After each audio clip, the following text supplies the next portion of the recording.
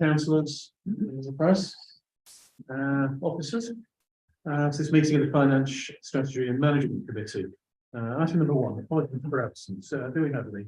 Clark? We have apologies from Councillor Kenny Harris. Declarations of interest. Does anyone want any declarations of interest? No? Right, public participation. So we now enter a period of public participation. I see there's quite a few of you who've come to speak. Welcome. If you want to speak, please put your hand up and I'll and when I call you, give you your name and the organisation. And please explain why. I presume most of you here for the grant section of the agenda. So welcome. Okay, so who would like to go first? Only on, you can see About grants, I think we have to ask those to discuss those, or to invite discussion with them when we get to that one. Otherwise, we can do discussions at the same time. Let's just bring it forward to for the minute. Yeah, Sorry, we're having a. then you won't be able to. You won't be able to ask questions.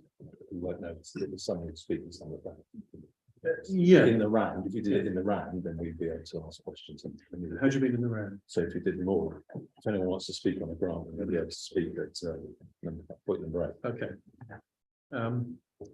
Yeah. So, sorry about this.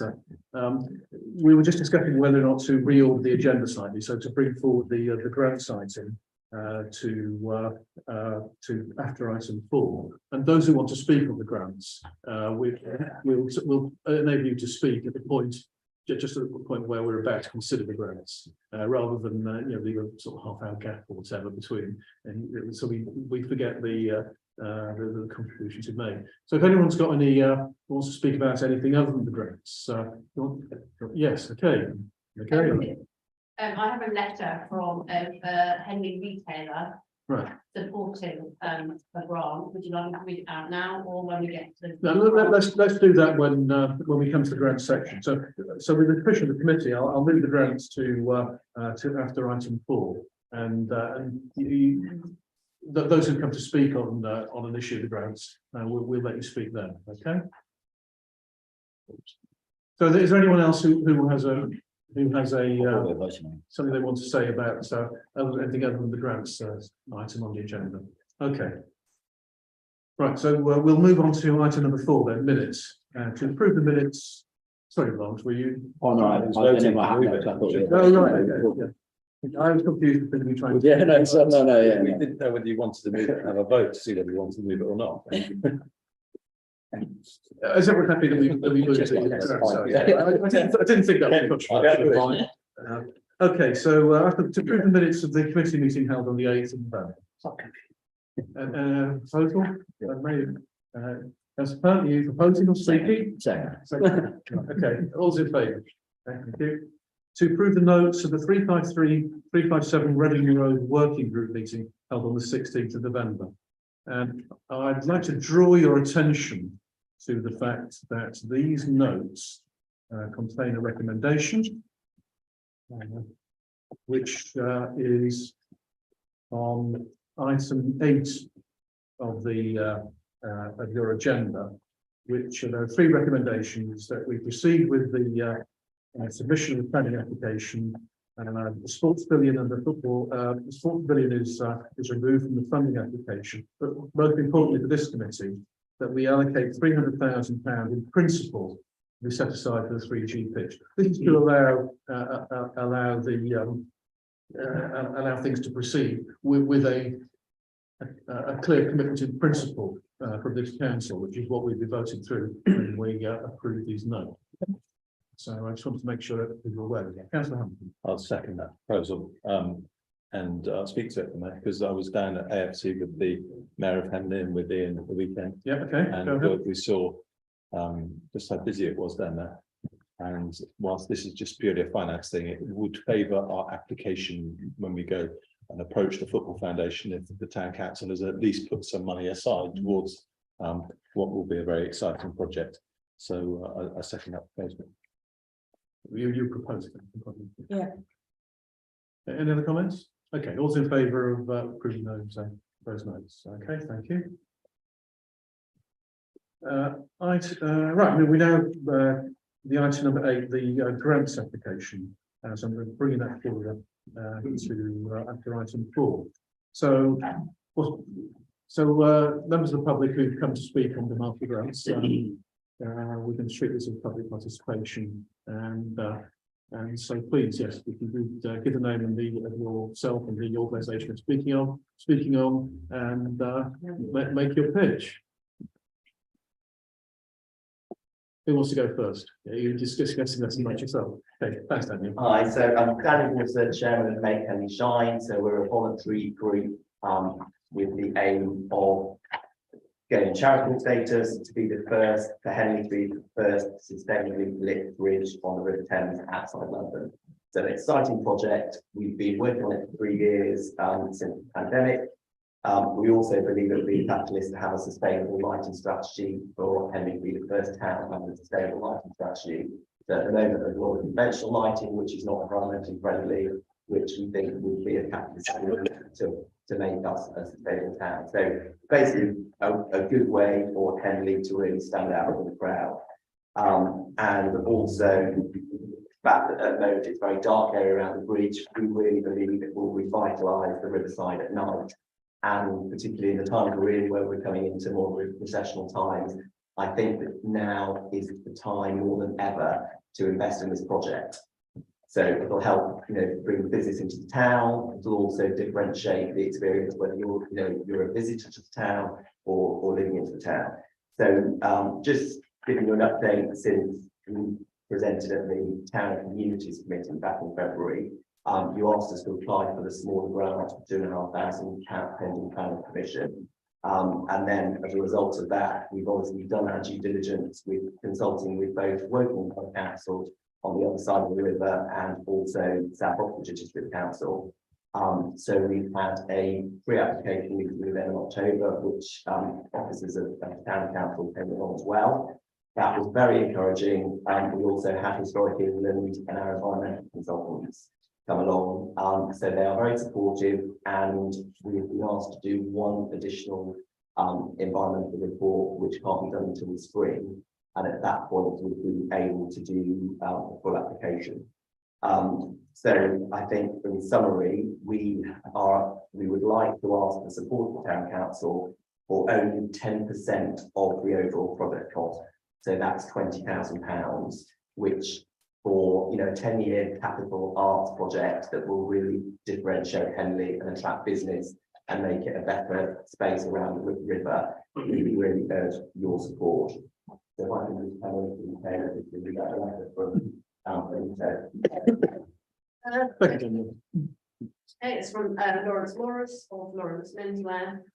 On behalf of many of the independent retailers in Henley, we would like to give our wholehearted support to the lighting of our bridge, and would like to see our councillors getting behind this project. From a business perspective, first impressions are so important, and coming into Henley, whether by car or boat, with the bridge all lit up, gives us an amazing first impression. It will certainly bring people into the town without a doubt. It's also important to think of all the additional benefits that the lights can bring to support various events, both domestically and internationally. The lighting of Henley Bridge will play such a significant part in showing how much we as a town support, and not only what goes on locally, but also outside the town. Every bridge in London across the Thames is lit up now in one way or another. Marley Bridge is lit up. Why is it that Henley is always so far behind everyone else when it comes to doing things to improve our town? Thank you, okay. Thank you, Daniel. I don't particularly want this to go into a question and answer session, because these things can drag out, but any short specific questions that anyone has about that project? Madam Mayor. Thank you for coming this evening. I just wanted to clarify with you, when we met last, we were talking about, well, I think I was talking about this structure being a grade 1 listed building as opposed to a grade 2 listed building. I'd like to know if you have any further details about how discussions around that specific point has gone with the planning authority. So exactly that point, that's why I've been in consultations with them, and where we've got all of those interested parties that are, are critical to the Great Ormsted Bridge. So hence we've had, input from Historic England, and SODC and Wokingham for the very fact that it is a Great Ormsted building. And we've been very sensitive in terms of Gavin Jackson, who unfortunately can't be here this evening, but in doing a sensitive design in war white and minimal fixings on the bridge, which they have accepted our proposal as the best way forward. So it's only the last one report that we can't do until the spring. And then they said we'll be in a good position to make the full application. So I suppose back to you as our town council, we want to do it in support of you. We've done it very carefully, but we do need support to make it happen. So what we're trying to do is bring together private money, businesses like Leander, Glandy and Glandy on the other side. We've now got Easy Claims as well, and we've got a number of other businesses. So we're really trying to make the sum of the parts greater than whole to give Henley a fighting chance to differentiate itself next year. And in terms of your point, we talked about the town council, then you would be then lifted the lights, and then it's up to you to make that decision about when you put the lights on. If you were to choose the coronation, for example, then that's up to you as a council to make those decisions. Yeah, I was talking specifically about the grade 1 listed status of Yeah. that bridge, because it's really unusual to have a bridge that's listed as grade 1. The one that the lighting project that you're talking about in London, there's only one bridge which is grade 1 listed. But that's lit. Which is that? Yeah, I know that is lit, but I'm wondering if you are able to kind of give us any reassurance at all that the conservation officer at the planning authority for the two separate boroughs, if you like, planning authorities, are basically giving you the green light. Yes, so the conservation came, and she's seen it and she's happy with it. I'm not going to be presumptuous that the full application, but they've given strong indications of support and have guided us about what we need to put in that final report. So without having the final full application, they have been positive in their feedback, and they've already fed back into the design that we've currently done. So it's a yes, is what I'm saying to you. Sorry, just one more question if I may. Sorry, councillors. Okay, go ahead. So does that mean you've got pre-application advice? Yes, Yes. And are we allowed to see that pre-application advice? no, I don't think you are, as far as I'm aware, but I don't know you'll get. Okay. That's it. Yeah, the pre-application advice doesn't mean to say it will get planning. No. And the problem is, one thing that will be discussed is whether the public benefit of having the lighting outweighs the harm to a grade 1 structure. And that we won't know till planning. So I just feel that this is premature before us for a grant. And as we had it deferred before to await planning permission, we should still be awaiting planning. Yeah, let's permission. discuss. I mean, by all means, give your view when we come to discuss the item. Okay. Is there any specific questions so that we can have an informed discussion? Sorry. So let's keep it to simple factual questions if we can. Councillor Hamilton, then. Thank you. You're asking for 10% in terms of the total amount of money. I asked, you've been working on this project for 3 years, and I'm fully supportive. I think it'd be wonderful to have the bridge lit for the coronation, but whether you can do it that quickly will be down to whether you can raise the money. Can I ask how much you've raised so far? So we've raised over £50,000 so far on pledges and donations. From local businesses? Yeah. Thank you. Councillor Crook. Yeah, I'm just a bit concerned that we will be left, you said that Henley Town Council will be in control of the lights, so if we're trying to balance our books, we could always switch some lights off if we can't afford to run them, and can't we? There are only a few pence that they cost. It's £1.20, and then that equates to £420 a year. If you think about the electricity cost for just a home at the moment that people are having to pay. Also the environmental impact on the wildlife, and also Daniel, you yourself said in your presentation that it was the only bridge outside London on the River Thames that would be lit up. Then Michaela then turned around and said, apart, Marlow is also lit up. So you're not So honest there's with the there's a truth. specific point of difference. We are talking about sustainably lighting Henley Bridge with sustainable LED lighting that is the very best in the world. Same technologies that's been used in London, that's different from the average. Okay. And regarding to Lawrence's, If you've got some facts, we can hold the debate later. If you've any actual questions that you want Okay. of information, Yeah. then you can ask those now. Okay, can I go, Joe? Yeah, if I just ask a specific question you've answered regarding the conservation act. Historic England, what is their view? So they were supportive in the pre-application process. So they have looked at the design that Gavin sensibly put together, and they think it is commensurate with a grade 1 historic bridge. So they didn't have any objections.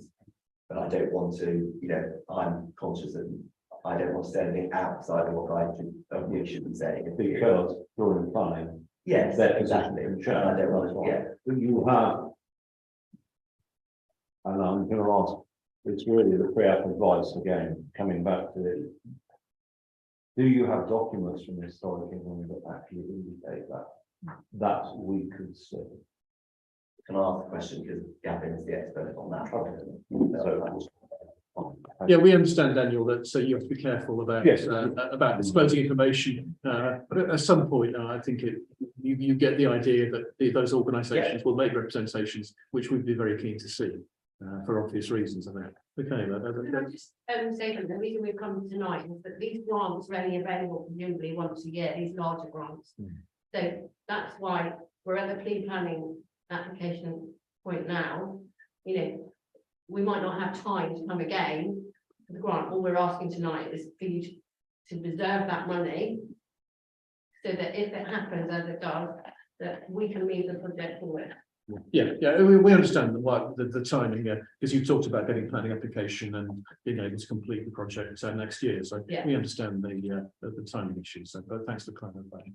Okay, let's move on from May Henley Shine. Who else would like to speak on a grant application? Go ahead, yes. Yeah, my name is Terry Ball. I'm trustee of the Proteins Against Poverty Henley Debt Centre.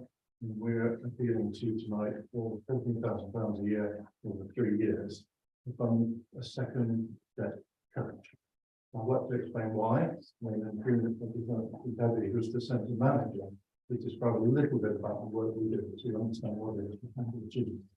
So we started off in June this year, I think, May came to our launch. We're up and running without any money from any government or local council. We've got extra funds, but we can pay for Debbie Brewer, who's our centre manager, for the next 3 years. And the activity we've got is 2 clients every month. We're trying to help them to get out of debt. Debbie can describe that in more detail, but we're not paying anybody's loans off. We're helping them restructure. And we're part of a national organisation, Christians Against Poverty. There are 300 centres similar to ours across the country. And they, in their head office, do all the negotiations with the lenders. They restructure people's finances and come up with a plan. But at this level, we work with clients, the individuals, and help them to get through the problem. The reason we're here is because last year, Nomad and the Citizens Advice Bureau said their #1 wish was to have a Christians Against Poverty Debt Centre in Henley. There's one in Marlow, there's one in Oxford, and the rest, but you can't move out of your resident postcode. So you have to have one in the area that people live to access the service, which is why we've set it up. So we're setting it up without any help at all, that was from the government local council. So we have Debbie, we've got plans to job clubs, plans to do life skills courses, but for us to expand from 2 clients a month to 4 clients a month, we need to recruit a second person who's the debt coach.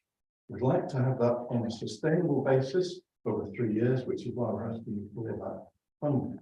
It'll take a while to recruit, a while to train, but we're confident that in the short time we've been up, the demand on our services, sadly, in today's climate of cost of living crisis, is such that we can see confidently that we need to go from 2 clients a month to 4 clients. You're our main source of company that funding. So I hope I've explained that just briefly. If it's okay with you, I'll just ask Debbie to say a few words to describe the type of work that we do. More than welcome to any questions. Thank you, yeah, go ahead, Debbie. There are over 300 centres around the country, as Terry said, there wasn't one for this, or there wasn't one for this postcode. And the reason they work in the postcodes is because although all of the financial advice and all the professional financial restructuring and negotiating with the creditors goes on at head office, the help, the actual people in your community comes from the ground, so from people in the community, which is why they want the centres to be set in the communities. And so I would say that, you know, with my clients that I see even already, there's such a spread of people, and the debt isn't just a problem for those who are on lower incomes, but we're finding that there's a whole range of people who are in need of the service. We particularly provide it for people who are under really overwhelming debt, so they're not able to just, because there's a number of online systems where you can go in, you can put all your figures online and it can help you work things out. But we're a face-to-face service. So just to give you a little snapshot of what I do as a debt coach, I would have 3 official appointments with the client. The first one would be just listening, hearing their story, giving them space, allowing them to talk openly and honestly in a really non-judgmental space. And then I would explain our service. And we, like I say, we gather all of that information, we send it all to head office. And then they process it and they come up with a solution. We don't pay their debts. The solutions may be a debt relief order or bankruptcy, or it may be restructuring their payments, negotiating with creditors to stop interest rates, or changing their plans. But we work in partnership with all the other organisations in our community as well, which is, you know, we are a wonderful community that we have lots of different pockets of help and organisations. So we're working with Nomad and the Citizens Advice and numerous trusts and the Henley Lions as well to add into the help that our clients need, and also to refer on when they have other things that they're in need of as well. At the second appointment, we would make sure we've gathered every single piece of information that we have to be able to send the fuller package, as full a package as we can to head office, although they would then do all the credit searches and all the other searches that they do and discover anything that might have been missed. And then they will send back to me as the debt coach on the ground, the plan, the variety of plans they might have options of, and then I will speak to the client about, you know, which of those options they might want. And again, for me, it's not my opinion, or I can't, I'm just giving them the options for them to choose and to help them with that. Now, then there are 3 official appointments, but really my role is to walk with that client until they're debt free. And so in between those appointments, you know, I spend sometimes hours on someone's floor, you know, going through an opening post, because they might have, a couple of clients I've had the equivalent of 2 bin bags full of unopened posts, debt letters. They're just so afraid of answering the phone and opening the mail because they're so overwhelmed by what it might contain. Of course, you know, debt can be something that puts people in a real hole. You may be aware of a couple from Goring that earlier this year in June had a bailiffs bailiffs came to their house and served them with an eviction notice. Again, you would never have known, lived in a 5-bedroom house, but they were just in severe debt. Nobody knew, and you know, their response to that was actually to commit suicide. And this can be a place that people can end up in, a hopeless place. And so with the debt centre, and particularly being that face-to-face work with clients, you know, we want to bring hope into these situations, even though it might take someone a long time to get out of debt. We will walk with them through that process. And of course, it's a messy process. It's not a simple one, but it's, you know, I've seen a lot already in my few months, and again, lots of different circumstances, whether it be choices people have made, and to try and help them to relook at those choices and how they do life and look at it, doing it differently, or whether it be someone who has had a job loss through COVID or financial problems or ill health. There's lots of different situations we're dealing with, but happy for any questions. I could talk for hours, but I know. Yes, I've got the feeling you had lots to say. But thank you. I mean, there's no doubt that you know, the people, these are very difficult times, and you're talking about people who are perhaps at the worst part of that. So yeah, thank you for your words and your information about the service that you're providing. Okay, are there any other organisations who'd like to? Yeah. does anyone have any specific queries about this group and the service? Yes, Yeah. Richard. Yes, can I ask a couple of, we can only all be in awe as to what you're trying to achieve in this. We'll come on to the fact that we've only got a small amount of money to give out, but that doesn't preclude. So could I just ask 2 questions? Why is CAB and NOMAD not able to provide this service? And I'll ask the second question.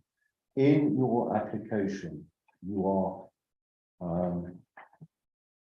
approved by the churches of England to actually do this, which is absolutely brilliant. But there was nothing in the application about a contribution from the churches of England to your overall running. Yeah. So it's just clarity on those 2 points. Yeah, so. Sorry, what did you say? The First point, why can't CAB and NOMAD do this? Yeah. Because they're already set up. Absolutely. Okay.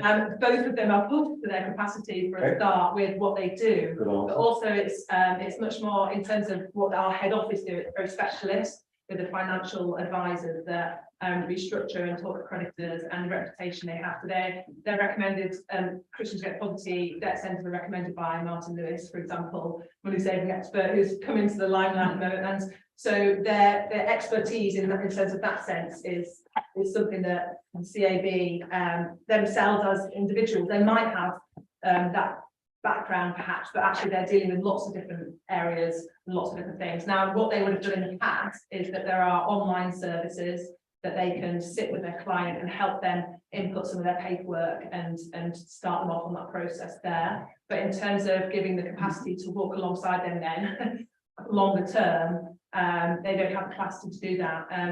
Angela at NOMAD was working with someone before we came along, trying to do what we are doing now, and it just took so much of her time, and actually just it's the capacity they have is not there to be able to do that with every single client that's needed. And so we work with them and with the food bank and with the Citizens Advice, who also recommend and refer in other spaces and places as well. And so it's really alongside those other entities that we can be an extra support and take that weight off them too. Yeah. To finish off that point, the reason why NOMAD and Citizens Advice asked us to set up the centre was because when they looked around the country, and they could see their sister organisation that did have a CAB operating, and the way it worked and the way Debbie's described, they realised that that was what they needed, because obviously it's beyond them. I think we've answered that. And on your second point, we did a 2 applications. We gave a main application. We also with some encouragement, we gave questions and answers. And in the questions and answers, we've got the fact that the 4 churches, we've got St Mary's, and we've got the Trinity 4, United Reformed Church, and the Baptist Church. And those 4 churches pay £600 a month into CAB. So we put that financial information on the second page of here. So our relationship with CAB is the 4 churches have a 3-year contract. So they're committed to pay that monthly for those years. And that secures the services which Debbie has described that we get from the head office. But it doesn't operate as in Henley. It doesn't pay for us as manager, it doesn't pay for our running costs. What that does is that provides the CAB national support. And this is why we're saying we've raised the money for Debbie's salary to do the job at the professional level. And we're seeking support to get the assistant coach. So that is in addition to what we're doing. Have I answered your question? Yes. Yeah, it was that. Can I just ask, how many clients did you say you seek to be able to help a year? So one person that is only allowed but they're only allowed to take on 2 new clients a month or 2 new families a month. To start with, when I first started, I thought, why only 2? And now I realise why only 2. And so we want to be able to double that capacity. And as we continue working with a cost of living crisis working group, and as information is going to be given out to Henley in a wider way, you know, there's going to be, I would imagine, a lot of people. So that'll be 12 to 24 people a year, is that all families a year? For one person, yeah, so One- 24 One councillor? families or clients per Yeah, year. okay. Can I just add to that, because I was usually as well, we think about it, it's not very much. But as Debbie said, one client could take 2 or 3 or 4 months to progress. So every month, we've got another 2 clients, but a month or 2, we've still got the 2 people from month 1. Yeah, It's a- it builds that's that- fine, I understand the picture. Also, the point is, Debbie is part-time. And the post we're looking for is part-time, so it's 2.5 days a week. Yeah. So that's the reason why. And also, Cat say to us, and Debbie, I'm sure you can agree with this, there's a risk of emotional burnout if somebody tries to take too much. I'm not suggesting from, I'm just wondering how widespread, you know, how many, if we're being asked for money, one of the things that we like to see is how many people are actually being helped, where's the real difference, you know, how does it quantify, and you've answered the question, so thank you. Thank you very much. Okay, let's move on. Are there any other grant application speakers who wish to speak? Okay, right. So let's move on to holding session. Thank you for everyone who's come and spoken. So we're going to now go through it and make our decisions. So you're welcome to stay and listen or not. I guess you probably want to stay and listen. So let's have a look at the summary that's on page 55 of the agenda. So let's first of all frame the scope of what we're able to do here. As you can see, the total budget for next year for grants is £110,000, which is which it sounds like a lot of money, but a lot of that is already allocated because these size of grants are often for 3-year terms, and as you can see, there's the line that starts with My Vision Oxfordshire. All those above are already decided and we're committed to funding. And the ones below that line are the new applications which we're considering tonight. And unfortunately, we have, let's see where that figure is on here. We have the total available. Right, okay. So it's not the number isn't actually on here, but the total that's available for us to award tonight in our budgets is the difference between the 110,000 that's in the budget and the 98,000 that's already committed. So that means that there's actually about 11,500. Okay, we have 11,000, about 11,355 and we have 82,000 of applications. So we need to be particularly conscious and careful. These decisions will not be easy, and a lot of them aren't nowadays, and we simply have to do the best. We'll be discussing later on, you know, the budgets for next year, and this will feed into that. And the town council itself has to make sure that we spend wisely and according to our the assets that we have. So let's go through these in order. The way we normally do this is that we have a shortish discussion on each application, give a view, and then we have a second pass through where we actually make a decision on whether to award any money and how much of the amount that's been asked for. So let's start off with My Vision Oxfordshire. Anyone like to comment on that application? Just to be clear, the ones that are labelled annual are each of those is that sum for 3 years. So My Vision Oxfordshire is 3 times 4,324. So that's just short of 13,000. Councillor Cook. If we just, because we are really tight for money, would like them to have a little sum, but not the we can't do the 4,000. It's just I feel really stingy, but like if we gave them like £300, if that was possible, so that we are giving them a gesture, but just not the full, because we just can't manage. If we are really tight for money, but to give them something that we are recognising their work and it does benefit them, even though it's not what they want. But at this time, just £300 Okay, I think is a small. we don't make a considerable proposal, but yes, we get the Yeah. idea. Councillor Plan. Oh, I'm going to go for a councillor Arleth on this, I think. The current cash balance, 173,000. I'm not sure I know that they do an amazing job and I'm not quibbling with that at all. But we have this every time, but Okay. our hearts will be behind a lot of them. I think we've got right. more pressing ones that we could put the money towards, and that's not me being heartless. One of the factors we have to bear in mind is if we don't contribute, will the service survive without us? How viable are they without the money that they've requested? So that is an important factor. I think that's a good point. Councillor Governor. The councillors could correct me if I'm wrong, there is no indication in this application of how many clients they serve from. It's, yeah, Is there? I'm getting it right. Yes. 94 in Henley. So there is a local base of, sorry, what page was that on? Page 2, it's on page 68 of the 160. It's got a little 2 at the bottom. Oh, right. Okay, that's Yeah. probably why I missed it.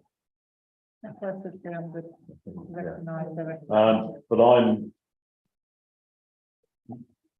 taking a word, I'm sort of with Lawrence on this, that it's, they have a balance and it's going to survive anyway. But we have to be realistic, I think. Councillor Henry. Yeah, I think it's tight when you look at their outgoings and their income. And I think it's good that they have applied to many councils, which some do not do this. And so that's good to see that they're spreading out the cost. And I would personally like to give them, I would second Donna's proposal actually for 300. Yeah, we can say, we'll do that in the second Yeah. place. Okay, any other comments? Okay, right, let's move on to Thames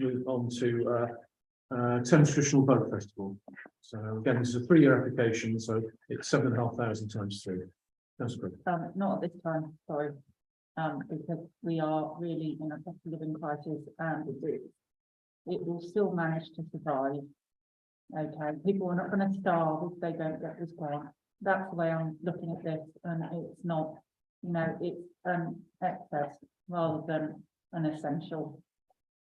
Yeah, Councillor Hamilton. I think it's important to support this event if we possibly can, because this is to assist the accessibility to the event. It's not about putting something on top, it's about making sure that anyone in the town can go to it.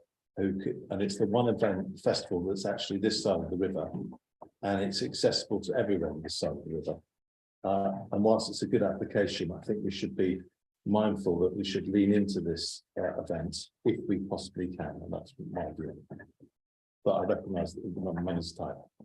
Can I ask why you think it's about accessibility? But it says to assist with and continue to provide an accessible event for the community that remains affordable, Yeah. particularly in the current. I think there's something I've missed. There's nothing specific that they're asking Just for. for, I would like to be putting that money towards infrastructure personally, but it's still. Councillor Plant. I think there's lots of things we can do to support the Thames Trade Boat Area with the new town centre manager and communications and a lot of bits like that, maybe some schools outreach stuff. I had a good chat with Paul, who's actually now part of River Road, who's in board as well. He does a lot of good for the town. I think we can support it in other ways financially at this point. Councillor Governor. I agree with that. We can support it in other ways. We have in the past with organisations like the Women's Regatta, they've come along with a specific proposal. We want X, and therefore we've applied money to X. Now, I actually thought when Councillor Hamilton was talking about accessibility, but if they were saying, well, we want to provide a disabled boat, hire a disabled boat at the traditional boat rally for disabled people to have access, that would be a good thing to do. It's certainly something we should support, but that's not in the application. But again, yes, I agree with you. We should support them with the town centre management, publicity, etc. And if they have a specific lump of stock that they want us to do for the next year, then we will gladly support it with a specific small grant. Yeah, I think you're right. Where an application has a specific sub-project and where it specifically affects and benefits Henley residents and taxpayers, then the more powerful case is made. But having said that, this is a wonderful festival for Henley. I was about to say the same Absolutely thing. Brilliant. Yeah, it's great that this event has recovered since the pandemic, is successful. And in some ways, the very success of it means that it doesn't actually need our support in order to survive.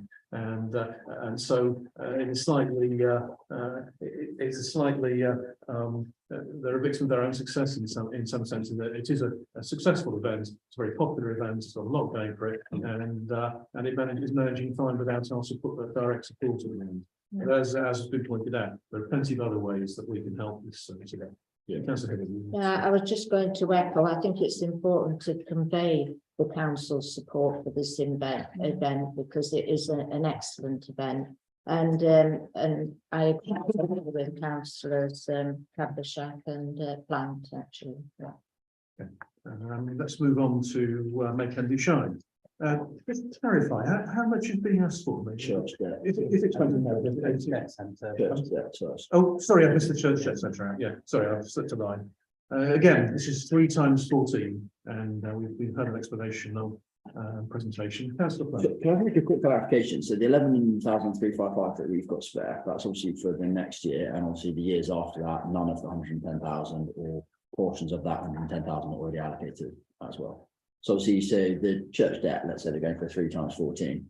The 11 that we've got surplus is for next year's budget. Yeah, fine. Yeah, Sorry. that's correct. Yeah. Yeah. So there will be another 110 in Yeah. 24, 25. Yeah. Yeah. Madam Mayor. Yeah, I'd like to support this application as much as possible. I've been with following CAP ever since you launched in Henley, and there really is a need for this in Henley. We, like other councillors have pointed out, we do have other very, very fantastic organisations in Henley, such as CAP and Nomad. But this is a very, very specialist service, and it isn't provided by anyone else, as far as I'm aware, in the UK. And so, yeah, I think it's very much needed, and I'm very, very pleased that you're already actually looking to expand, which says to me that there is that need that needs to be met in Henley. So I'd like to support it as much as we can. That's correct. I'd fully support what Councillor Michelle Thomas said. I was just wondering, is there any way the district councillors would be able to help fund this as well? Help keep them going if we weren't able to provide them the full amount, because I really do think this is needed, and no one should be killing themselves because they're in debt. You know, people do need help.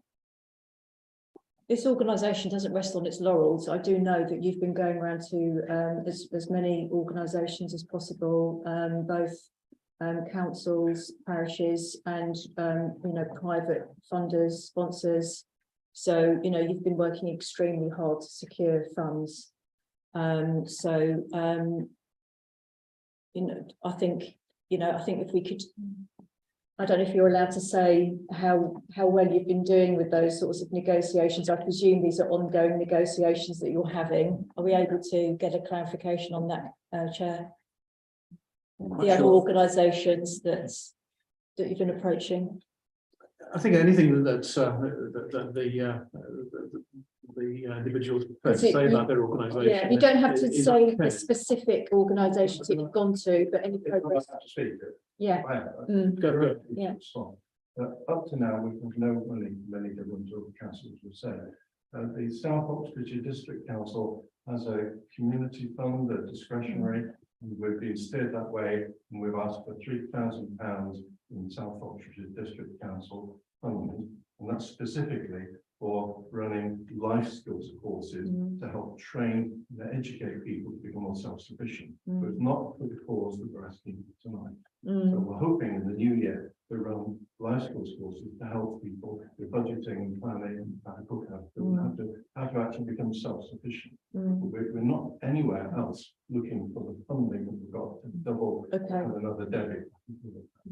There's a trust that supports my ongoing wage for my role, we secured before my role, and they committed to continuing to commit to supporting my time. And then other trusts are helping with other bits of things for clients, but not another debt coach. We haven't applied anywhere else for that. So it's a bit vague. Okay. Yeah, thank you. Thank you. Councillor Plummer. Yeah, support it wholeheartedly. It's just heartbreaking, like each time that we don't have the money to cover the whole lot. Maybe if we had more surplus, we could. I knew you'd get that one in. I thought this was the best opportunity.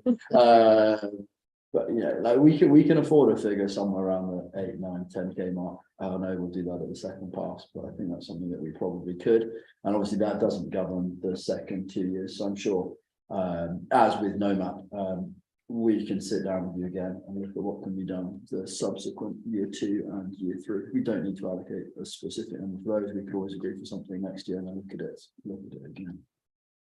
Yeah, I have some concerns about this. Firstly, 42,000 is lots of money that we're being asked for here.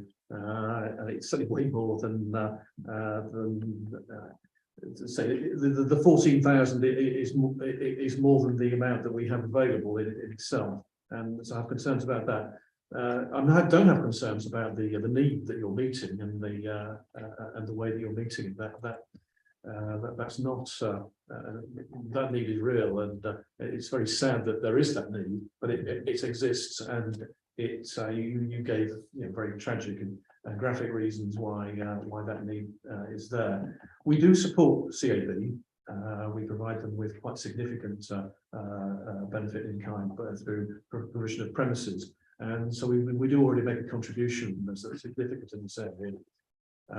So I have concerns, although as I say, the project in principle is extremely worthy.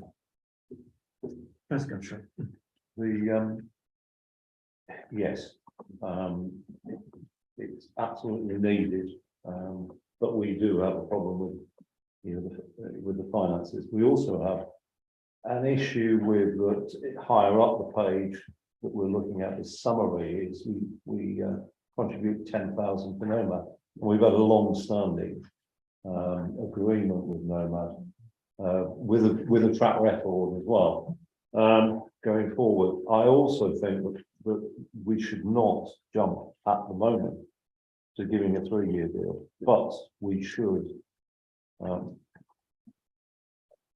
make a contribution of an amount that we'll discuss going forward. Bearing in mind that we've only got £11,000 to spend,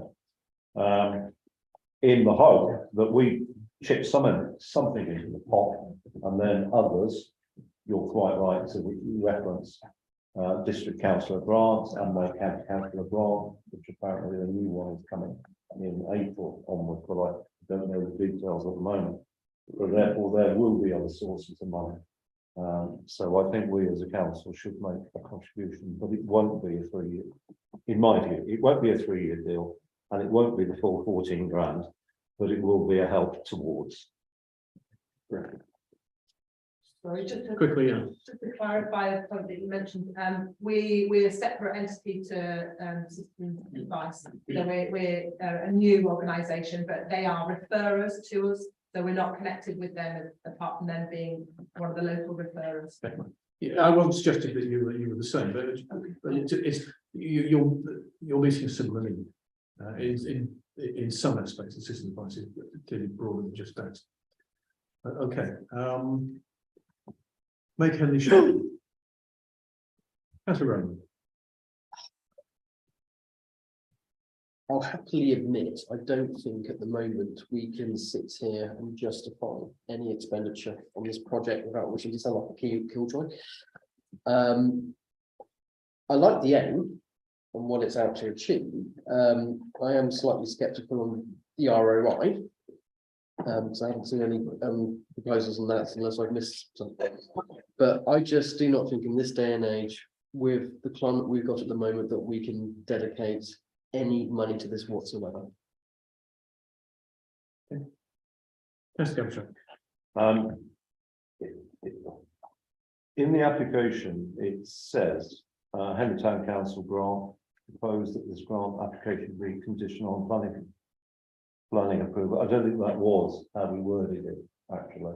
It was that when planning permission is approved, for you to come back and actually ask us for a grant. I would have to see the pre-app advice, I'd have to see the historic England advice before I can make any contribution at all. And that would be the way I would view this, that it would be absolutely enough and premature to give £20,000 of taxpayers' money towards the project. At the moment, if planning permission is successful through Wokingham and South Oxfordshire Council, and we read the officer's report, then that's a different kettle of fish. Thanks. Councillor Blansley, Councillor Hamilton. I was very much in support of the project. I thought the last slides looked beautiful. I know that lots of businesses are behind it. You've done a great job compiling and commend the hard work on fundraising that's been done already. And I think that it certainly, we've done it with previous projects in the past where it's something that Henley Town Council said that in support of in principle, and I know that's often useful or pivotal for further fundraising and bits like that. So, by all means, I'm certainly, certainly supporting at least that for now, that, we support its progress and so on. If that does that. Councillor. Yes, I'm supportive of this, but as you will see, trying to give you 20,000 at the moment when there's so many other things is difficult. I just mentioned at the start of this meeting, you will see that we allocated 300,000 to the 353-357 Reading Road project, which is also money put aside, but that will be subject to planning permission in due course, because we might not get planning permission. And I wonder whether we should treat this project in the same light as that one, 357, where we have put some money aside, 20,000, subject to planning permission. So if they get the planning permission, then they can come back to us, because that will probably help them get the planning permission through, and it gives the project momentum, but doesn't come off our grants per se budget. There's a distinct difference. I mean, I take your point about assigning money and earmarking money in principle for a project that requires planning permission. But the 357 Reading Road project is a large project involving the disposal of a portion of land in return for the capital gain for providing for housing. It involves the repositioning of and improvement of sporting facilities. It's a large project, and we'd expect that not to cost the council money. The £300,000 is in a sense up front, because of that there is a sense of urgency on that part of it. So we have to do that in order to make the application for the 3G pitch grants viable, which makes the project as a whole viable. But there's a bigger picture there, which is more complicated than I think you have time to say at that point. I welcome the fact that you produced an outline design, which is interesting to see. Thank you for doing that. Last time I think there was a good deal less in the way of a tangible plan. There isn't a planning application yet, and it'd be interesting to see it when it arrives. And I think I agree with Councillor Gavishaw that waiting for very clear evidence of the views of conservation officers, Heritage England, and so on is going to be important before we commit public money to the project. So that's my view. Does anyone else want to speak about it? No, sorry, Councillor. Yes, could I just make 2 points? Councillor Hamilton, I respect what you've said. The difference is though that the 3G pitch is a Henley Town Council project. This is not. The second thing is, I am sure that Councillor Hilly will back me up as an expert in planning, because you've been on the planning committee. Whether there's a grant earmarked is irrelevant. It's on the planning policies and the application. So therefore, the fact that we earmark X, Y, or Z does not help the planning process. Yeah, grant applications help you get other funding type Momentum, applications. They don't. Yeah, you're right. They don't affect the planning. They couldn't because planning is not about financial viability. I will abstain on this because just in case I am on planning. Yeah. Okay. although that's only a part of it, along with Wokingham. We're happy to minute that. Yeah. Thank Any you. other comments? Okay, moving on to AFC Henley. Which is, Councillor Hamilton. Again, it's a good application. However, there's a major project going on down there. And this is one that could be very easily considered when if the project that the 357 Reading Road project happens, this could very easily be done at the same time. We would love to help AFC. We've given them a grant previously. We gave them a grant recently, £2.5 grand. But what they're asking for is actually something that could be done very easily in the landscaping. Yeah, I was a bit confused with this application because I had no idea that it was going to be coming forward. And we were just down there at the weekend.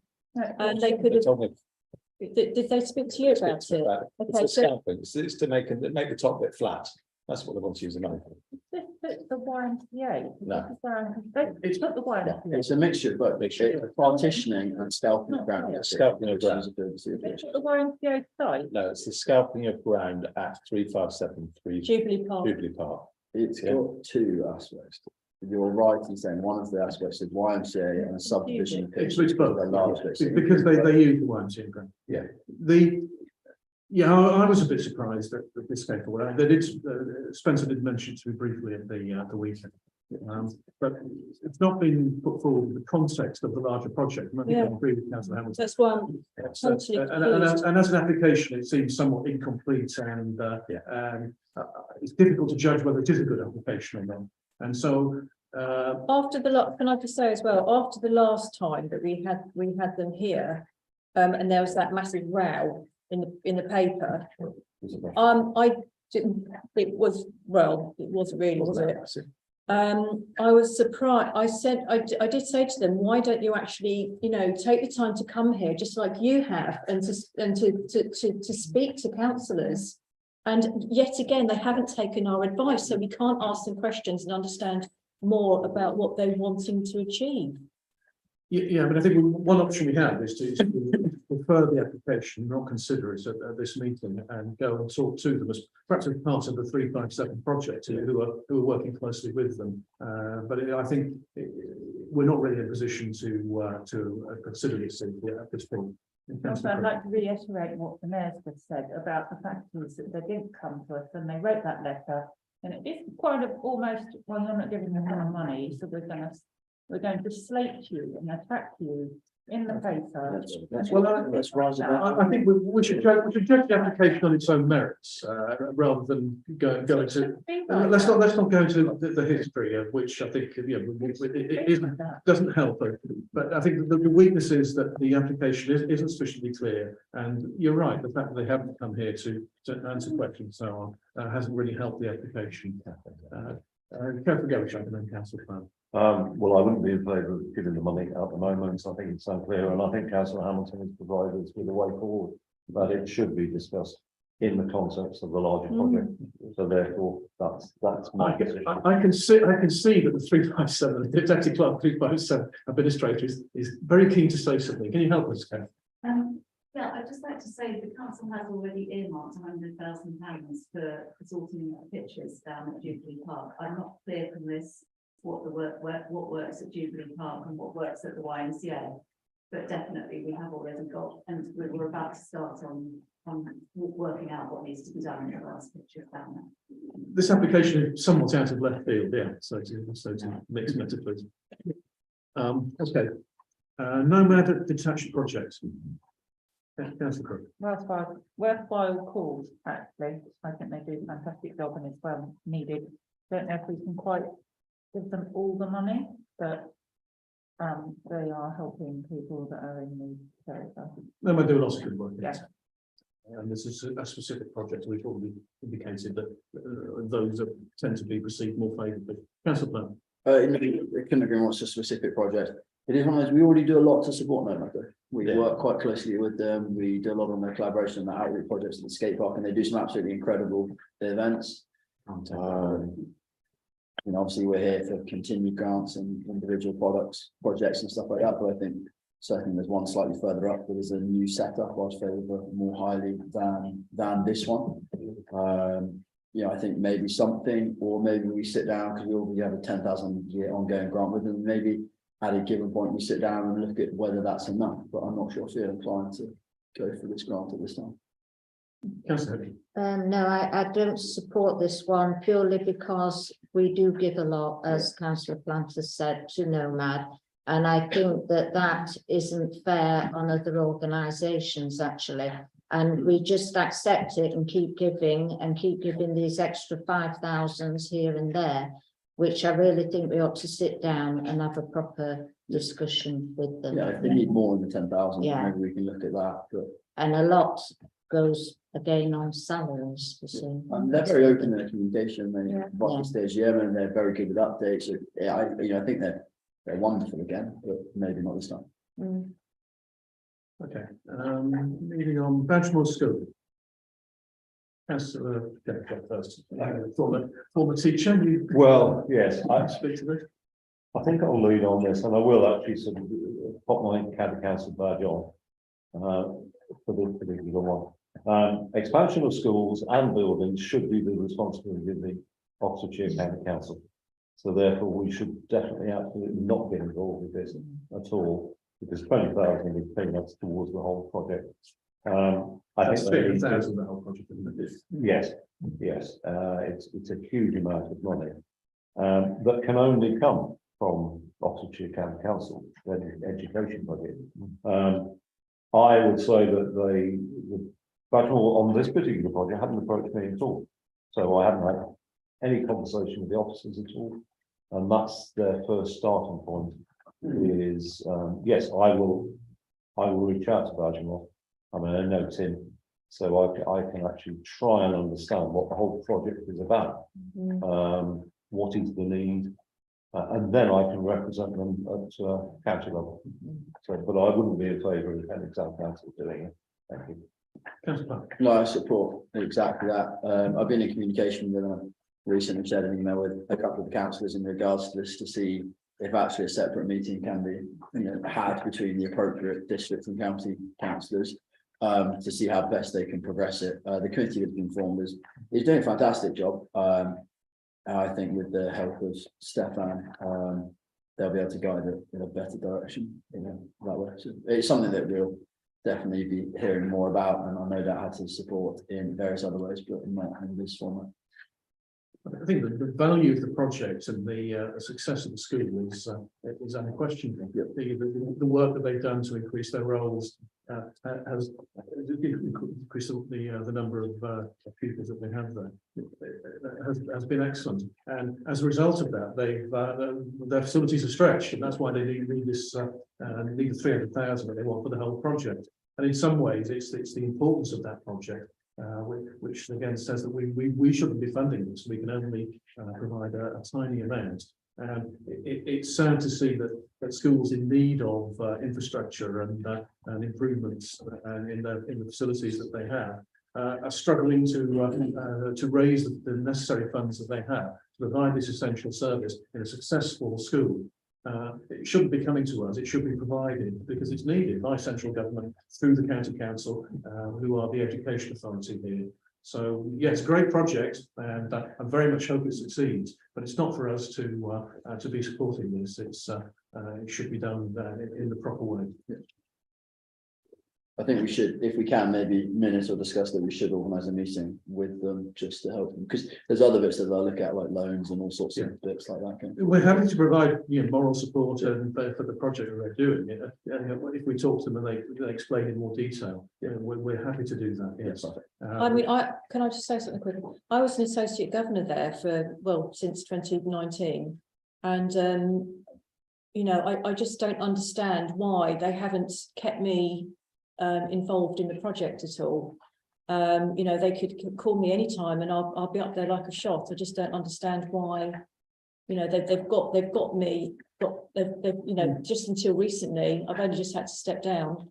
But I could have pointed them in the right direction and helped Councillor Gavashan, Councillor Plant, bring us all together and try and help them. But they haven't actually sounded that bell. I don't know why. Yeah, maybe as a result of this application, we can reply and say that we support the principles of what they're doing. We're happy to speak to them and work with them as far as and offer what help we can. But the grant application is not the best way of seeking our support. It's we should look at it in other ways. I just want to say Lawrence and I would definitely accept it. Yeah, okay. Yeah, and I'm happy to Yeah, come good. along, even though I'm not Yeah. associate anymore. Yeah. Lastly, Henley Core Society. Councillor Henley. Yeah, I think this is something we should support because they've got a special celebratory year coming up in 2023. The only thing I'm a bit unsure about is the grants. They've said no other grants received at the time of writing, but they've not given clarification of what they've applied for. And I would have liked to have seen where they've applied. So I think they deserve some grant towards this because they're very much community involved, and I think it's for the benefit of many in Henley. So I would like to see something. Yeah. I'm in agreement, Lorraine, with you, that we do a fantastic job supporting community organisations and sporting organisations in the town. And we should also do that for cultural organisations, of course. And these are two specific projects that are detailed, and therefore we should do our best to do so. give an absolute contribution, and we'll discuss the figures in a bit. But yeah, I'm totally supportive. And the Core Society they started 2 youth choirs about 10 years ago, and they've been really successful. They are a community group. They provide us with the richness and the culture of the town, and we don't get that many arts applications. We get better sports applications, and I think we should try and spread across the different aspects of the town and support a range of provision of what people want. So there you go. I brought this up. I am conscious that we gave them some money last year, which but we gave, I think it's like 50th anniversary last year. What did we give them last? It should say up there. It's not. 2000 No, it is. something. Yeah, it's detailed how often is in the book. Okay. Yeah.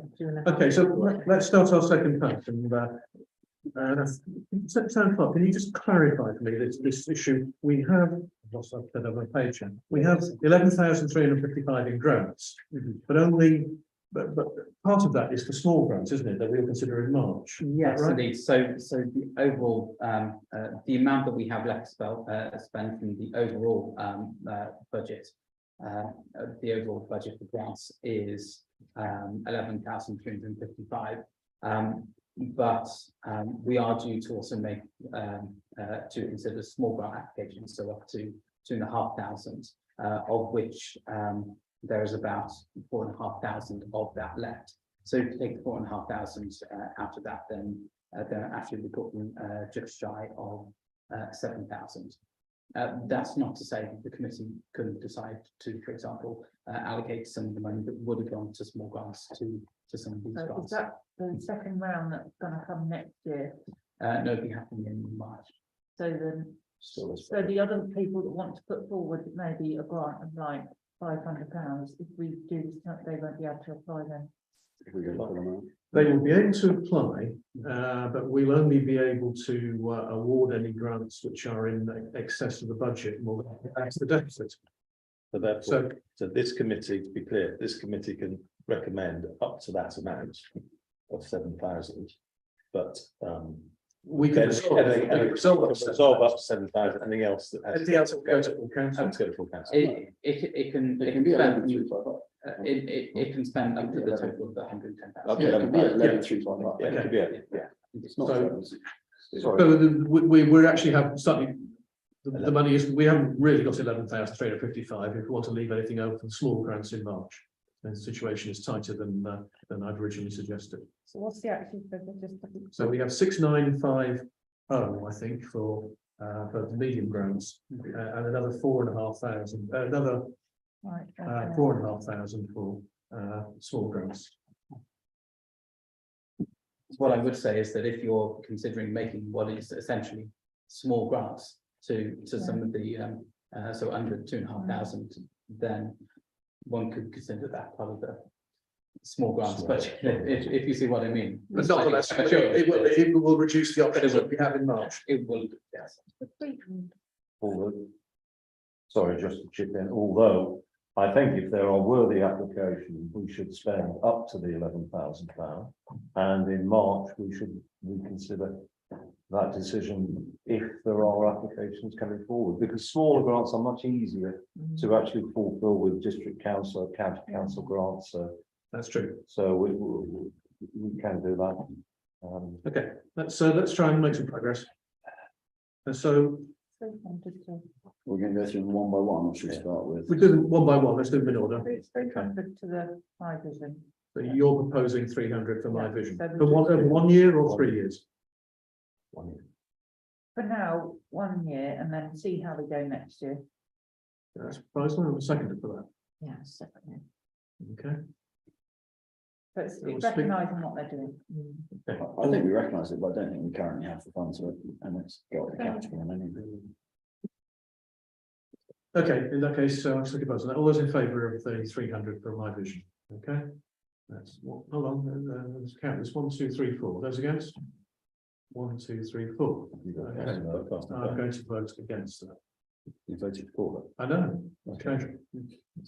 And, I think we should err on the side of leaving it, of not awarding money, because it's things so tight. Okay, Like, I'd love to write a letter saying, obviously, we're in support of it, we've got the time, and we're just typed ourselves. So I can propose that we make no award.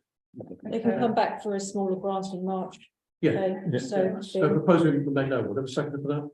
Anyone else in favour? Hold on, so that's 1, 2, 3, yeah, that's carried. Thames Traditional Boat Festival. no. Sorry, no, sorry, I'm sorry.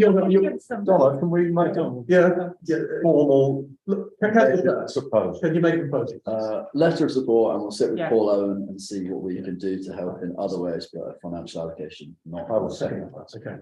To speak to that, I think we should, in that letter, ascertain if the town clerk in the next, whenever, can ascertain what services we can support them with. So, for example, town centre manager, communications, or whatever it may be. Yeah, I think that's To outline that's that within the yeah. letter. That makes sense. But no, just in more detail, that it's important that we show that we are committed to helping this organisation. It's a great event. It's very successful. It's long running and it's bounced back from the pandemic. It's great to see the council fully supports the work that they've done over the years, but in particular to get back on their feet. They're always in favour of the proposal. Okay, it's carried. Churches Debt Centre. How much have we got, Kevin? Councillor Gavin. Can I make a proposal that's rather unusual? I think this is absolutely worthy. We should give money to this. I think that we defer this until the end of the list, because I think we acknowledge it's worthy, but we may well allocate small amounts or others to the others, and we come back to this Okay. particular one. Is my suggestion. That might constrain our minds. This is quite a tricky one. I agree. Anyone object to that? Yeah, okay, let's do that. So let's go on to Make Henley Shine. Sorry, Councillor Hamilton. They will see, and they're here tonight, that there is no money currently in this. What I would suggest is keep going with the project. Please come back slightly later and see whether we can do this in the same way as we've done 353, 357 Reading Road. So award nothing at this point. Okay, do a second for that. Well, I was just gonna have a letter from full council or something like that will probably help with further grant applications. It's something we can consider. My view is no grant until planning permission is progressed. Subject to planning permission anyway, but. But we can invite a reapplication when planning permission is granted. Yes. So, that seems a sensible suggestion to me. Okay. Anyone want to speak to that? Okay, all's in favour of that proposal? Thank you. Thanks again. Oh, you're abstaining. You've known that. AFC Henley. I suggest we refer that back to the 357 committee. Yeah, I'll second that. All's in favour? Nomad detached project. How are we doing on schools so far? Are you? Well, School. Zero is not hard. thank God we've got an accountant to work that one out. Why keep the dog and bark yourself? Yeah, councillor. If we give them half the amount, say 2.5, would that be okay? Councillor Gavin. I'm going to propose nothing because in the early debate, we actually said that if Nomad are needed more, they come back with a proper proposal that is costed for more if they need it. So we shouldn't be given Nomad, a respected organisation, great reputation in the town. They've been doing fantastic work for years, and they trust us, and we trust them. So come back, and if they need a grant of 15,000 for the next 3 years, then let's put a proper proposal together for that amount. So my proposal is 0. Can I just ask when the 10,000 grants run out? when does that run until? That is a very good question. I'm feeling it must be This about year. its 3rd year. Yeah, it must be its 3rd Yeah, year. I've actually tried to get them. Yeah, okay. Because I believe that the grant is also made up of 2 different. There's a children's centre, isn't there? There's Yeah. 2 different elements as well. I may be wrong, but I'm pretty sure the annual ones are there until we stop them. Yeah, I think that's why we did it with Nomad. Yeah. We did it with Nomad to stop, but not to stop. them, No, because no. they were continually coming Until we back, give, so we until put we it in give as a 12 budget. months notice. They're all 3 years, I think.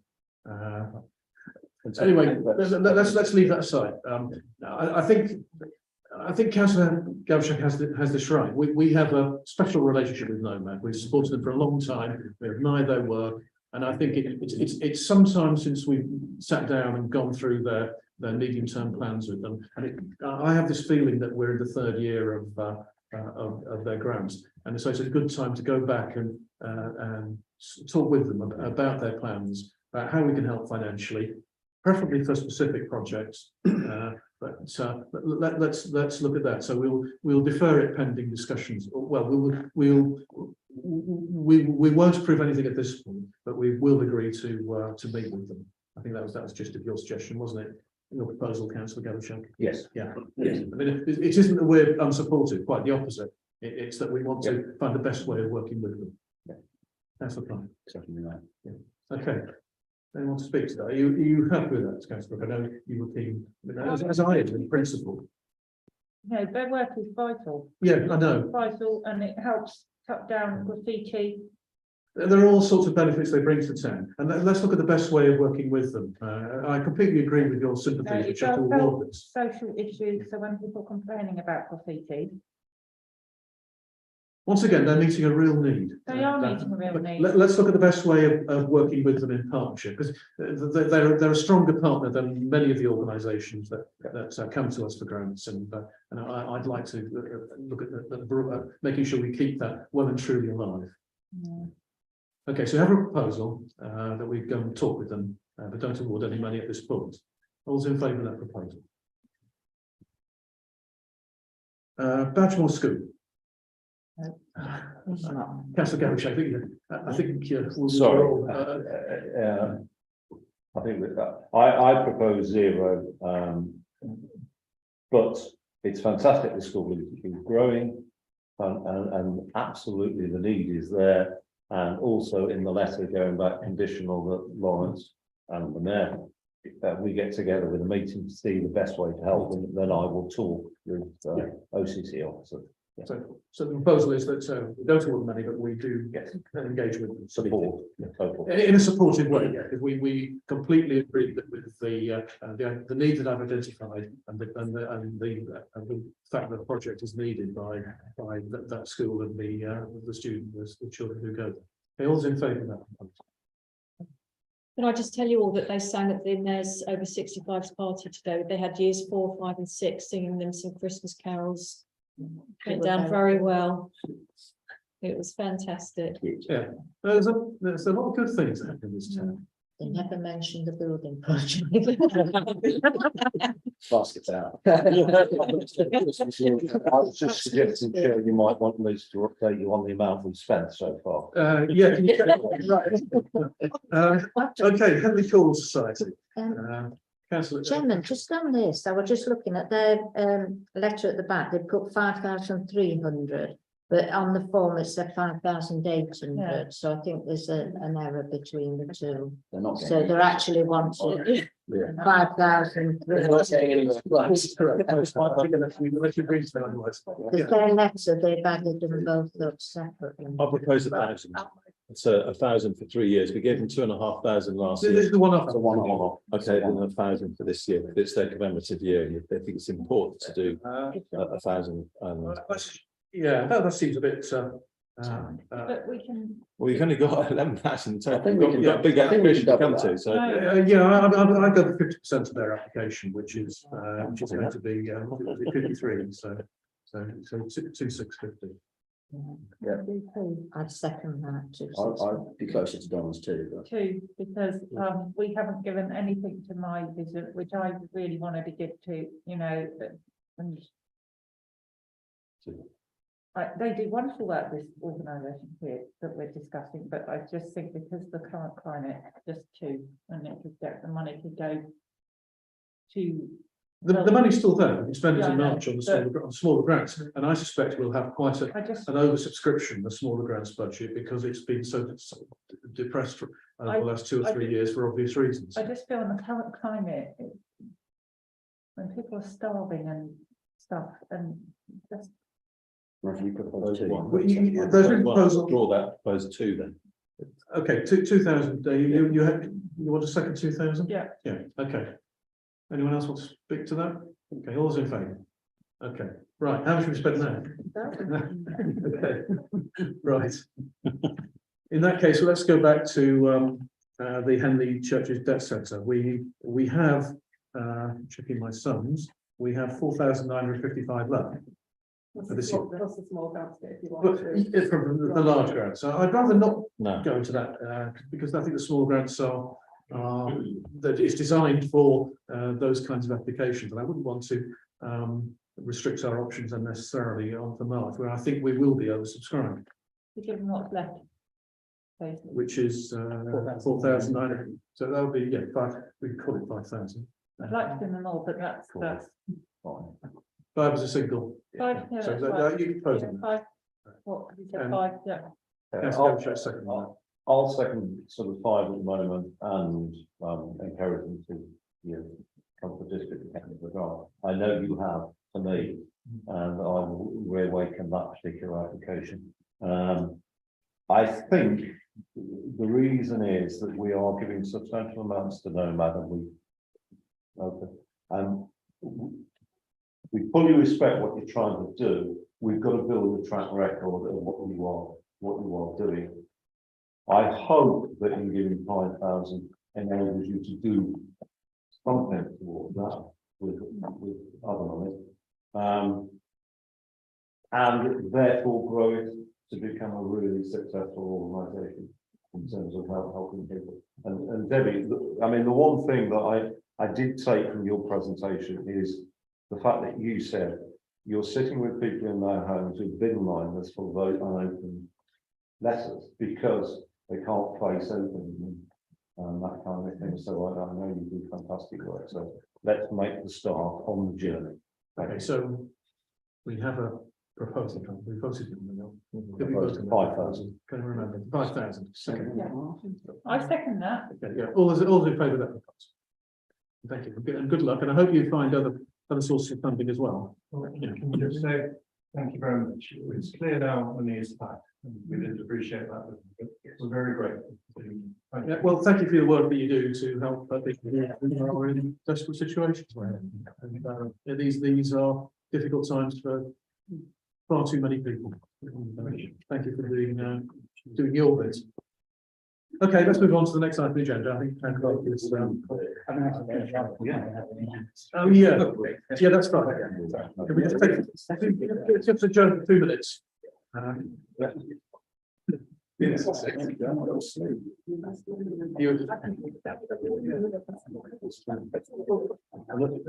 Oh, sorry, I should have shared it. Are you heading up to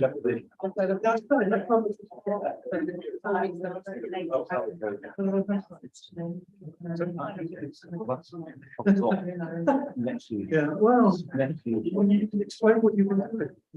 Yeah, I know, but that is the, and that's like not nitpick about the service. It's like one of those like DC for a half days. I mean, It's the brutal.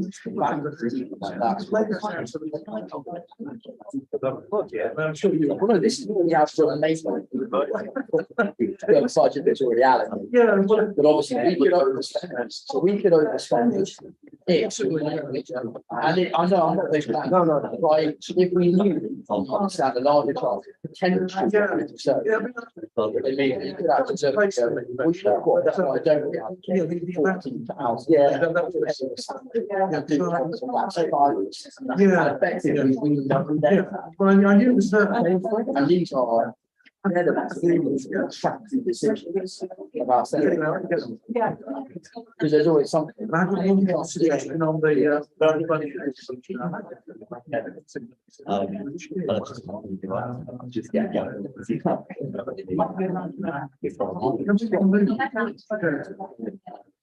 Oh, sorry, because of that. When you can stop them, that's right, much page, the share, I think we agree.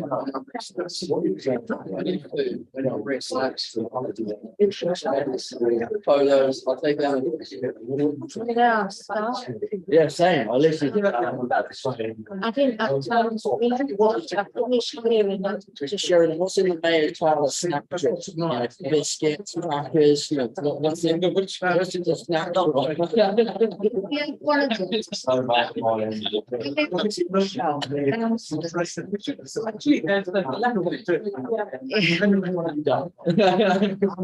I should go and help tidy those up. Can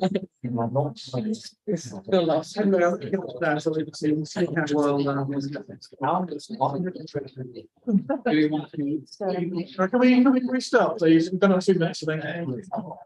Right. I'll see you. You are. Can we listen? Can we regroup, please? I'd like to try and start. You need a gavel. We will.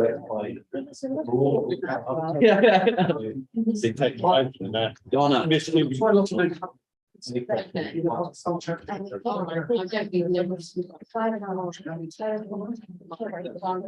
Councillors, can we restart this?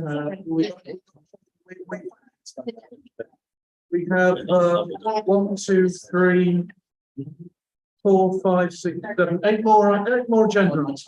Smile scratching conversation.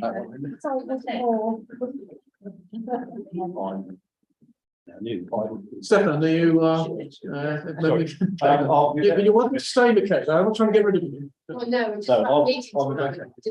Let's vote on this thing. Okay, finance, to receive the management accounts reconciliation summary of payments. Yes. Are there any comments on that? Okay, both receive them, I'll second that. Are there any comments on those? Okay, all's in favour? Okay, right, to receive and approve the internal auditors report. That's on, starting on page 29. I think the important thing of the recommendation at the end, is there anything else that you want to say about that, Sharon? So on the recommendations at the end, so it would be just trying to find the That's it's 42. 42. On I don't know, it might be 51 potentially on printouts. But yes, so there are 3 recommendations. The first was very simple.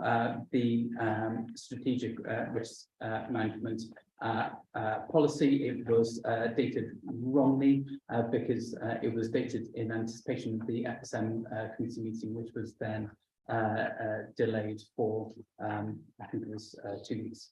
So that was just a date that needed updating and which has been done. On the accounting for the reserves. So the second point is basically that the amount that we say that we have in reserves in the AGAR, which is the formal statutory document that we need to submit to the external auditor, is different from what we have in our unaudited financial statements. The unaudited financial statements are our own internal document. They're not for anybody else's purpose, therefore are our own. And they do follow standard accounting practices. The AGAR requires a very specific criteria for how you identify everything. And our previous accountant was of the opinion, and I believe rightly so, that how we would want to account for things it would not necessarily follow what we have to put in the AGAR. So the result of that is that we do the AGAR to present what they want to see in the way they want to see it, and then we do the unaudited financial statements to present how we would ideally want to represent it. But it does mean there's a variation. Myself and finance manager will be looking at this to see actually we can just for simplicity, if we can improve that, or at least make it is quite a complicated calculation for why they're very different. It's a very big complex spreadsheet, and we think that if there are ways that we could just improve the transparency of it so people can see exactly how we've come to the two different figures without the need for a complex spreadsheet. So that's what we will look to achieve going forward. The third recommendation is something that's no doubt going to be discussed later and has been discussed in the Value for Money working group around the level of general reserves. Our own policy basically says that we should have between 3 months and 12 months worth of expenditure in general reserves. We have about £3 million total expenditure per year, so we should have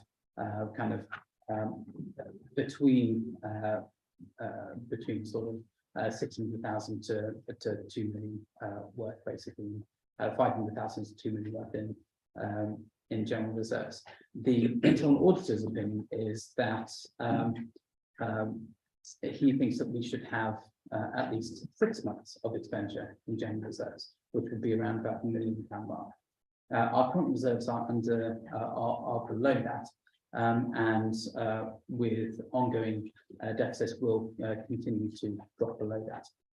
Certainly not to any dangerous levels in the short term, but certainly unsustainable. So therefore, he made the recommendation that we should be looking to create a balanced budget in future years, basically as soon as possible, so that we don't continue to degrade the amount that we have in general reserves.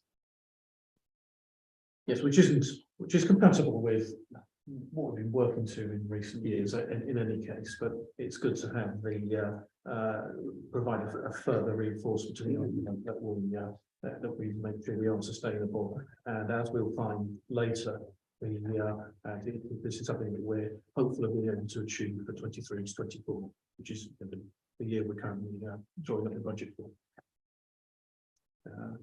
So the only important thing the most important thing that comes out of it is to distinguish between the 4.5 million you see in our investment managers look after, which includes all of the reserves, and the general reserve, which is the excess of revenue that we run up over the years, which we can then use to fund our deficits or other spending, revenue spending.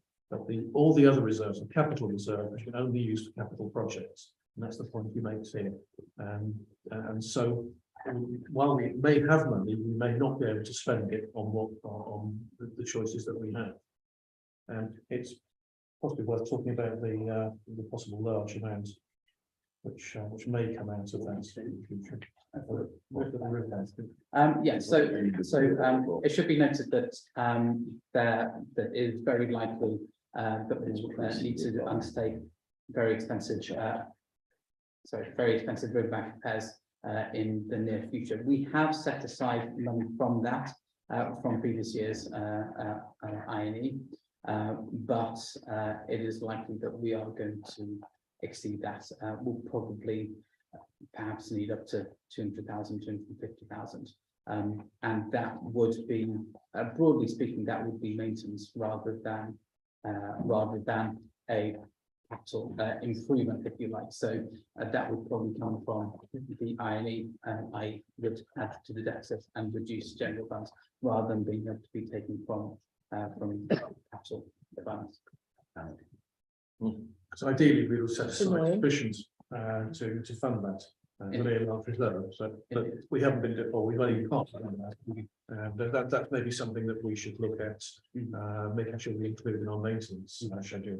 Could I add to that? So yeah, so we usually set aside a sinking fund. So for Jubilee Park, where we have the AstroTurf, we set aside 16,500 per year, so that after 10, 15, 20 years or whatever, then we have enough aside to be able to replace it. So far, we do that with Jubilee Park. We don't do it with many other assets, and so all the other kind of very expensive repairs that we have coming up, then is just a lump sum hit in the year that you then have to take it. Doing the sinking fund means that you can spread it out over a number of years. Obviously, we have slightly with bank repairs by putting some money aside for it, but it's not going to be enough. And probably for more of our assets, we need to be looking at setting aside a sinking fund so that so that our expenditure over the long term will be steadier. If we take £250,000 hit 1 year, and the next 9 years we don't, that unbalances the appearance of the account. So and so, for example, we do have we annually set aside money for election costs. We annually set aside money for the mayor's chairman, which needs to be functioning regularly. So it doesn't have to be a large amount necessarily, but it's there just to allow the accounts to realistically represent our expenditure. Councillor Hampton. I note the report, I note what Sharon says, I recommend that what the auditor says, I recommend council take active steps to reduce the balanced budget for future years. And hopefully we'll get there. I just, on the sinking fund, we haven't got a sinking fund in place for the adventure golf, and those holes will get worn out over time. So that's something that should be considered. We do 5,000. Okay, we've got one already. That's good. Yeah, okay. We've concentrated a bit on the three points that the auditors raised, but overall the audit report is very good. It's complimentary about our procedures and about the way the council is run by the officers. I think it's downstairs, and so I'll congratulate them on yet again a good auditor's report. Yeah. And so we need to approve this, don't we? Yeah. So I'd like to propose that we approve it. Second. All's in favour of that? And I think that we will need to revisit our policy statement. This is our financial policy, isn't it? On the reserves, we need to look at that, and that's going to be a future meeting to be along with the comments that the auditors made. Right, item number 6, expenditure. To consider the following items of expenditure. So 4,500 from SIL for outline planning application fees for 357 Reading Road. Page 40. Well, I think my page numbers are out of line with some of the others, but this is the Reading Road project plan fees. I'm not sure if Kath wants to join us for this, or are you happy sitting in the back? I think my report says it all. Yeah, okay. You need to say something, then wave your hand or something. So this would probably be page 45. It's page 45 of mine. And the start of the report will be page 45 on some viewer printouts. We have a proposal here, which is to allocate money from SIL for the development, for the pavilion and the 3D pitch. That's one. Yeah, as the recommendation says in 5.1, it's great to see this project ploughing ahead with a good head of steam, coming together. It's collaborative and going very well on the Kath steering. So, it's beginning to look as though we might get it right this time. So, sorry. Sorry, I did have a clarification.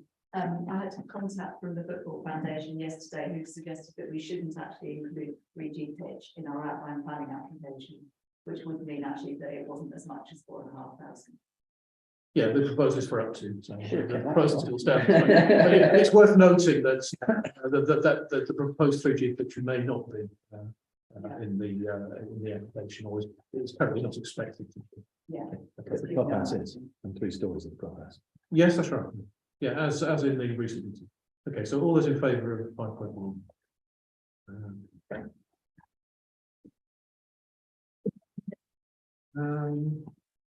6B, scaffold tower. Karen, would you like to explain that? So this is an item that we have already bought under budget line, so the town hall equipment. So it is basically to enable us to undertake literally high level repairs in-house, rather than having to hire in a scaffold tower.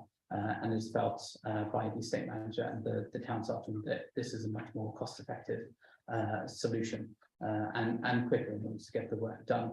And there has been training to allow the town sergeant to use the scaffold tower. That was so expensive. It's a vehicle.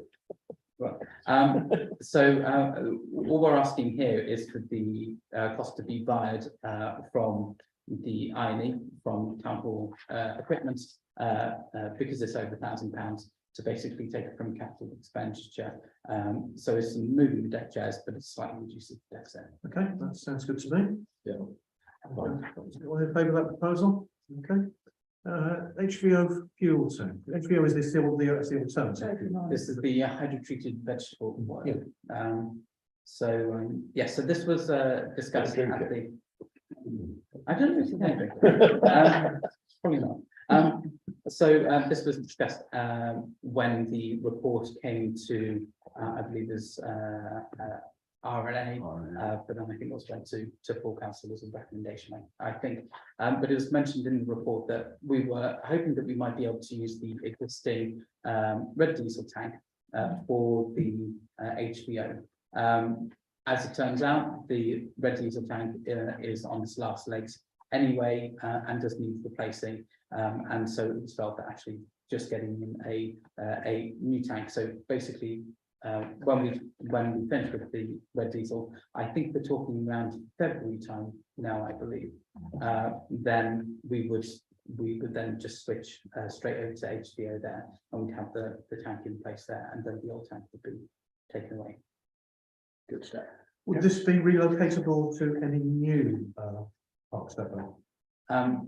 I've nodded to say yes, most definitely. But to tell you the truth, I'm making a big assumption. I am assuming that it is yeah. It is, I wouldn't see any reason why it wouldn't. Not too movable. You can move lighthouses these days. I think it's absolutely very simple. Okay, right. So we have a proposal here. Yes, I propose that. All in favour? Okay, thank you. Right, to consider the 2023-24 budget. Now there was a Burnley Committee meeting just prior to this, which some of you, most of you, were present at, and that committee is going to recommend to full council that we increase the precept by 3%, adding on 1.7% for the increased tax base, and we also found 8.3 thousand worth of savings, which end up with a balanced budget. So there are some slight amendments, therefore, to the item that will go to full council. But if there are any other comments that council wish to make. Yeah, I'm sorry that I couldn't be here for the first half of the meeting. I was at a living advent calendar. So I just didn't hear, you were all talking about how our very competent finance accounts employee, I don't know, what's her official finance manager? She basically, has she completed the task of going through every single line item to see if there are any more efficiency savings to be made? I've actually taken responsibility for drawing of the budget, but in discussion with Liz as well as other members of senior management team. And yes, we've been through it line by line. To tell you the truth, it is a very tight budget. We believe it is achievable, but it is a tight budget and it is likely to be a very volatile year as far as costs go. So there is very little slack in the budget, probably less slack than in the current year and previous years, but we do believe this is achievable. Thank you. Yeah, and I'd like to thank Councillor Gabishak for producing proposals, having done a similar exercise to get the identified 8.3 thousand that we were able to reduce in expenditure, or budgeted expenditure. I would never claim to have the expertise of Sheridan or Liz, but I have gone through line by line and tried to identify savings and wins. And very helpfully, you produced that in advance, so we could prepare Yeah. and assess the realisticness nature of the change of the proposals. Councillor William. Yeah, we've heard as well in this meeting about the auditors about saying to have 6 months in reserve. And really, I think that only emphasises the fact that some of us would have liked to have gone higher with the deficit. And I do think that we should have at full council to hear from Liz as she spoke at our meeting of value for money, because while we're saying this committee is recommending the 3%, that isn't all of us recommending it, and listening to the report that was put together by reading the report put together by Sheridan and the accountant, I think we should listen to their advice as well. Yeah, you're right. A good case was made Yeah. for 5% increase Yeah. in the average Band D council tax, and that was reflected, I think, very well in Sheridan's report Yeah. that went to the Value for Money Committee, and also the accountant's advice that she gave to the meeting. Yeah. And I think that everyone would be well advised to read the report that Sheridan prior to the next full council, because it will still apply just as much at our final decision making meeting on the budget in January. Are there any other comments that people want to make? I've had plenty enough of the budget tonight, but I think we should, congratulate the officers and ourselves on after a long struggle for quite a few years now, to reach a point where we are going to put in front of full council a budget which is balanced, which is sustainable, which keeps council tax below inflation. It keeps the services that we provide intact, which are very considerable, and is sustainable, and it conforms to the recommendations that the auditor made in his report. And so I think we have reached a very good position. Despite the volatility of the financial world at the moment, and the challenges that we've faced in the last 2 or 3 years due to the pandemic and other factors. So thank you for everyone for doing that. And so I'd like to. Do we need a proposal?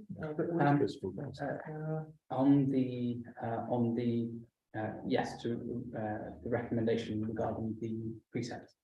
Okay, so in that case, let me find my notes. Although you should have it from the previous meeting, Sheridan. I did. I have got it somewhere. But so we recommend that the precept be set at 730,848, which is a 3% increase. And that the minor adjustments of 8.3 thousand are included in order to present a balanced budget to be presented to full council for approval. And that will mean that the average Band D council tax of £116.30 this year will rise to 119.78 for next year, which is a rise of £3.48 per year, or 6.7 pence per week per year here. So I so move. I will second that. Thank you. Well, For clarity, we're not resolving to recommend, are we? That's- Yes, resolved to recommend full council. Yeah, but so it could be changed at full council. It's a with recommendation. the yeah. others, yeah. Our decision is to recommend. Suggest. It's a recommendation for them for mine. Yeah, because the minutes are going to be written up. They will go to full council, Yeah. but we are in one sense intercepting that and agreeing with ourselves. It's the same thing we do every time. It was about the timing of the meetings. So normally the vice mayor would report to this meeting, but the timing of the meeting meant that it was immediately before. Okay, so all those in favour of that proposal? Thank you. Just one point, earlier, on the previous bit, on agenda item 6, the only bit we didn't cover was the additional 7 hours of staff week coming from. This is coming in part two. Is that in part 2? Yeah, Yeah, you're looking at the, apologies, that was my. you're looking at version 1 of the agenda. Okay, so we've done the budget, we've done grants. Okay, now I propose that the public and press be excluded from the remainder of the meeting in accordance with the Public Bodies Admission to Meetings Act 1960. And publicity would be prejudicial to the public interest by reason of the confidential nature of the business. I so move.